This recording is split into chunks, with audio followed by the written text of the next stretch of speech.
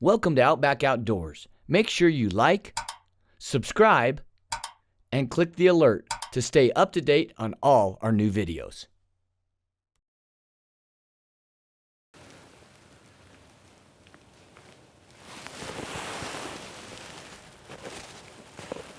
Got him.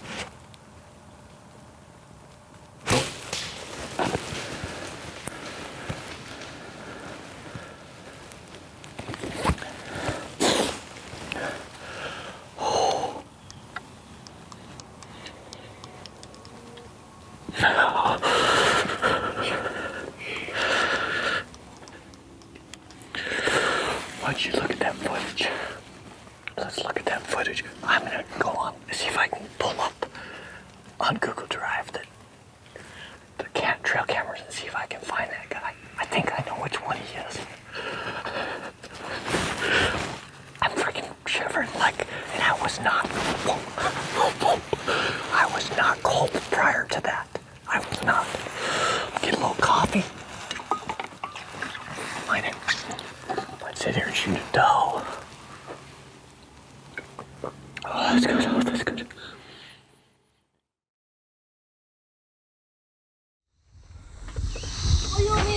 Missouri, the show me state. Right now it's showing us mugginess, but you know what? It's the perfect conditions for our fall food plot. We've done fall food plots for approximately, I think this is our 4th year here. Nick's with us, which is always good because he's got the helpful hints and all the tips and tricks. We got Levi, the outdoorsman, with us.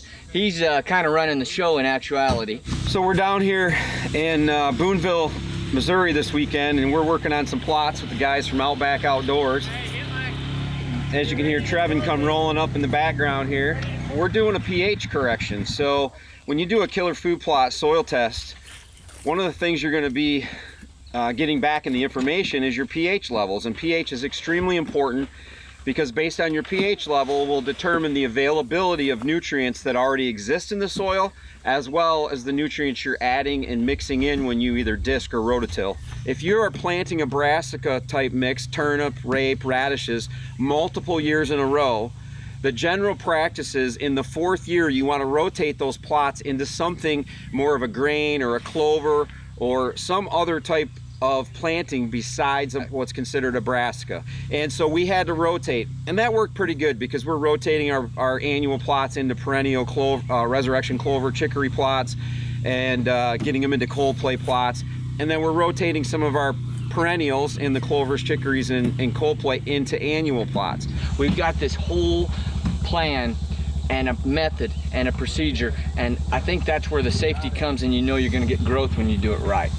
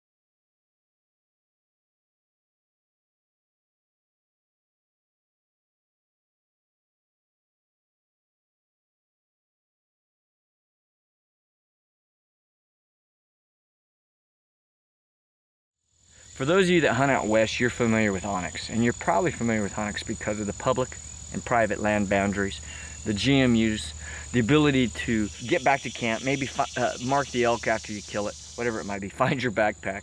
Out in the Midwest, out in the East, in whitetail country, I have found that we actually utilize onX even more.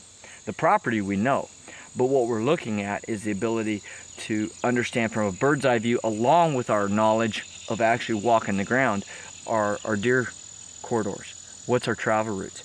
And then we can transfer that into picking the locations of our food plots, plotting those with the shape tool.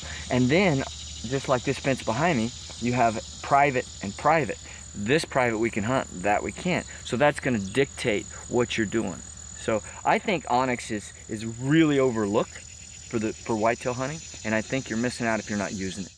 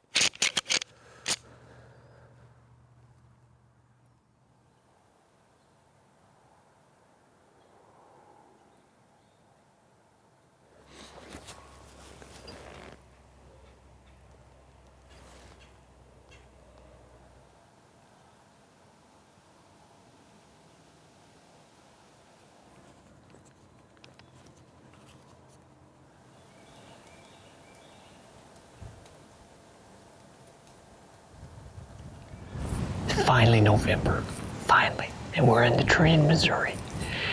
It is about 50 degrees with about 15-mile-per-hour wind, and I'm excited. This is the same farm we hunted last year with AR and Trav, the whole crew. We did a lot of work. We put a killer food plot in here, and we hung this stand. This is the first time anybody actually has set this stand, so I'm excited. But the rut's coming, and we're seeing some small bucks chasing already, so this week ought to be a lot of fun.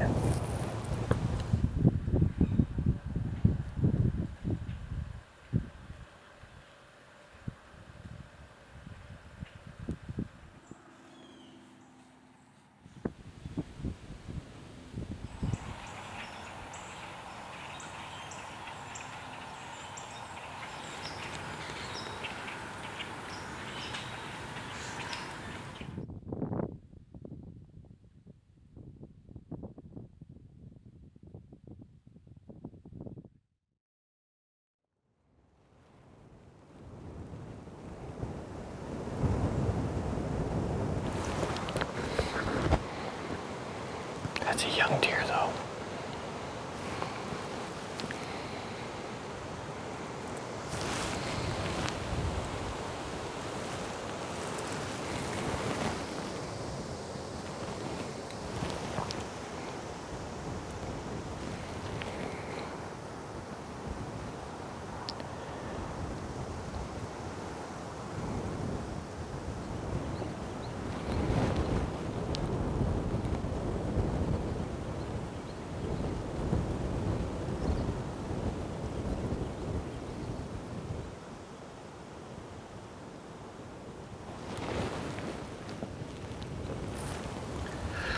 Well, that was exciting. We're getting some action. That's the second buck in probably the last 15 minutes. Honestly, I think that's the 3-year-old. It's gonna be a good deer. So, I always second guess myself, but if you let him grow, then at least you have a chance. But that's a decent buck. I'd be happy with him if I wasn't pretty sure he was 3. This is what it's all about. November in a tree in Missouri. Get your blood pumping.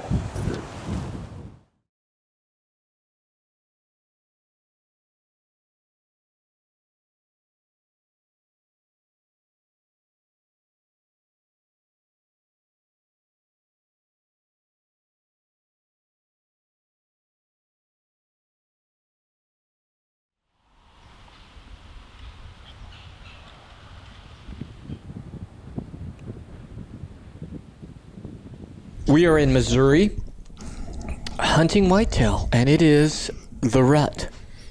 I mean, finally. Wouldn't you say, Trev? Yes, I would. 2 or 3 bucks chasing this morning. There's pretty good action. No grunt. Didn't hear any grunting or anything, but they were on their feet moving. Well, this is what we wait for all year long. AR, set the scene so they can get a picture of where we are. Well, we're here in central Missouri. We're about 10 miles south of I-70 and pretty close to the little town of Bel Air. That's where most of the ground we're hunting is. Let's talk about the farm that we're hunting and the history you guys, you two, Trav and AR, you have with this place as far as growing up in this area. You guys know it pretty well. You know the family that owns it real well. But this farm is, what's the acreage on this farm? Well, Ravenswood, I think, is right at 2,000 acres. It's got a lot of ag, and we're hunting the timber and the field edges. And what's fun about this is it's an all-year obsession. Whitetail's definitely something that is different in the fact that you're hunting that buck, that might not leave 2 square miles his whole life. Right. What I really like about this area is the structure. You do have some broken cut. You have some draws. I mean, some of those cuts are pretty deep. Big stands of timber. And you guys have been hunting this area since you've been hunting, probably. Yeah. Yeah, basically I've hunted probably about the same amount of time as AR has, really. I can't even remember when we first started.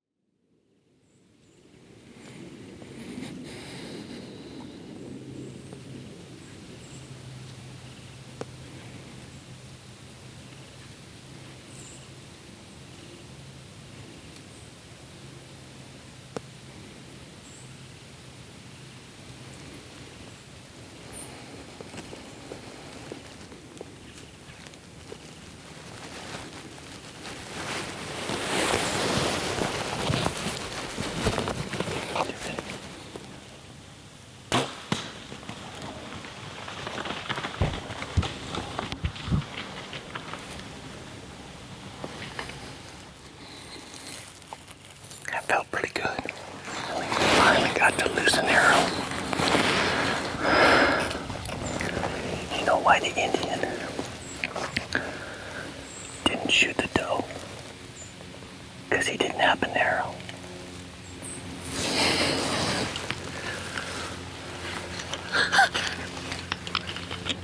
Usually, we wouldn't necessarily, this is a really good spot, we wouldn't necessarily shoot does because there's a lot of bucks in here, but I'm an equal opportunity bow hunter, number one.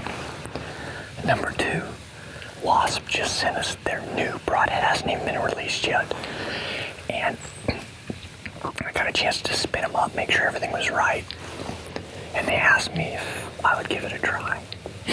What better way to give it a try than a doe at 30 yards, quartering away in November.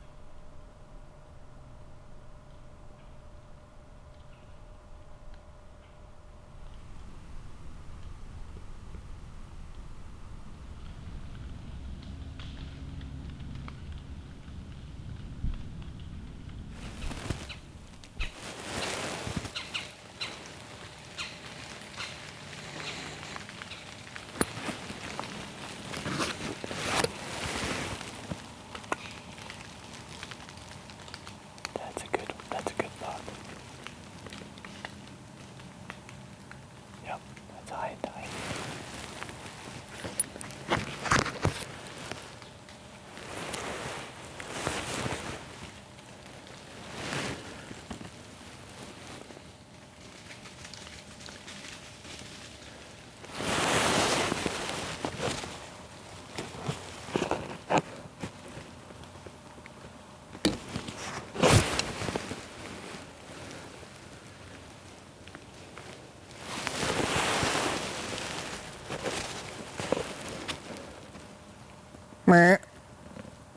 Got him.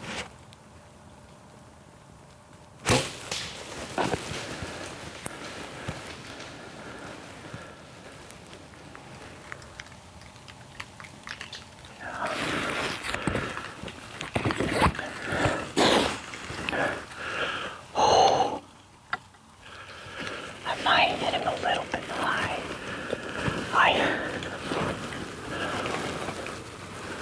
That's that high type. That high almost comes together like that.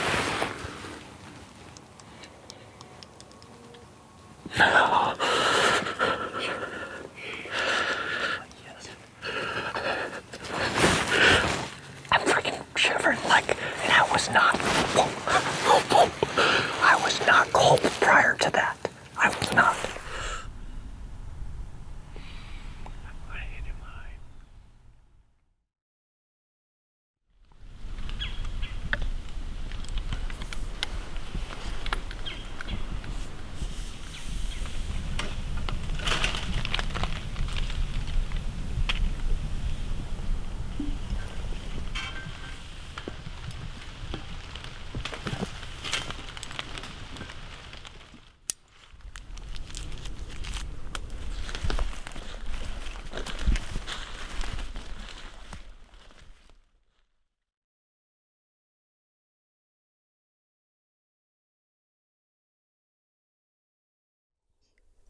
When in doubt, what do you do?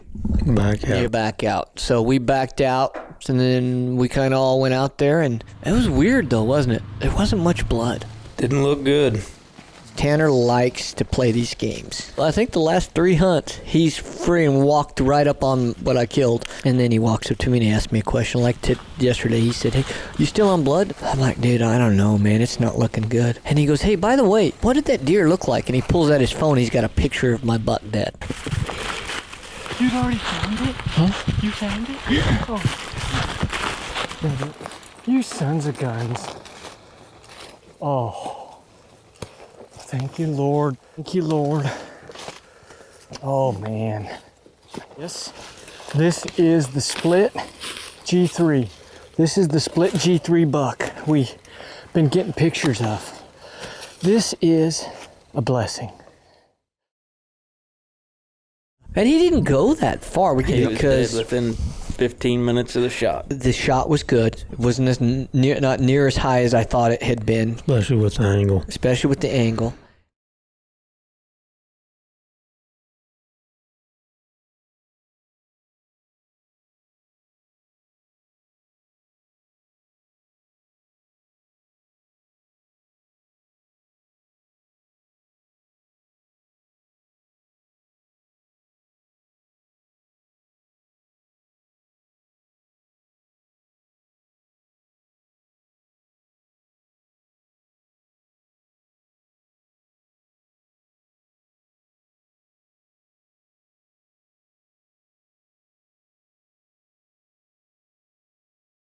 And as always, thanks for listening, and we want to encourage you to find your wild, whether that be your grandpa's, your uncle's back 80, or maybe it's the Rocky Mountains. Maybe you're in the West and the Rocky Mountains is out your back door. Find your wild. We want you to go out, embrace it. God bless. We'll see you down the trail.